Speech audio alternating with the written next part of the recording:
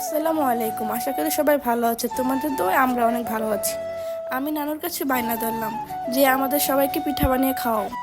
আমার নানু আম্মুকে বলল আটার প্যাকেটটি কেটে দাও। আমার নানু কিছু আটা একটা পাত্রের ভেতরে রাখলো, পরিমাণ মতো পানি, কিছু তেল নিয়ে আটাগুলো ভালো করে মেখে নিল। আর এই দিকে আমার আম্মু নারকেলটি ফাটিয়ে পানি বের করে নিল। নারিকেলটি দেখে আম্মু বলল নারিকেলটি খুবই ভালো হয়েছে। আমি বললাম ভালো তো হবে, বাজার থেকে 180 টাকা দিয়ে কিনে এনেছি। এই দিকে আমার নানু আটাগুলো ভালো করে মেখে নিচ্ছে, আর অন্যদিকে আমার আম্মু নারকেলগুলো ভালোভাবে কুড়িয়ে নিচ্ছে। নারকেলটা কোরানোর পর কতই সুন্দর লাগছে। এইদিকে খেজুরের গুড় আর আখের গুড় নিয়ে নিল। পিঠা বানানোর জন্য রুটিগুলো বানিয়ে নিচ্ছে।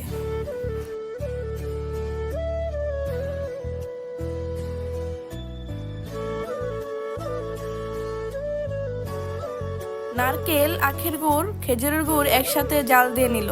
ক্ষীরগুলো দেখতে কি সুন্দর হয়েছে, তাই না?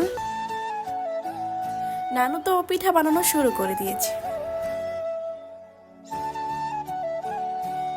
এইদিকে আমার আম্মু ছড়া বানিয়ে দিচ্ছে, আর অন্যদিকে আমার নানু পিঠাগুলো বানিয়ে নিচ্ছে।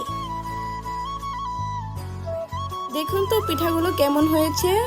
এখন হচ্ছে ভাজার পালা।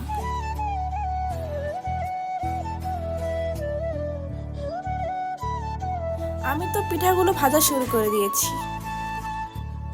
তৈরি হয়ে গেল আজকের পিঠা। আমার হাজবেন্ডের তো এই পিঠাগুলো খুবই পছন্দের। আপনাদের কার কার এই পিঠাগুলো পছন্দের কমেন্ট বক্সে জানিয়ে যাবেন। ভালো থাকবেন সবাই। আসসালামু আলাইকুম।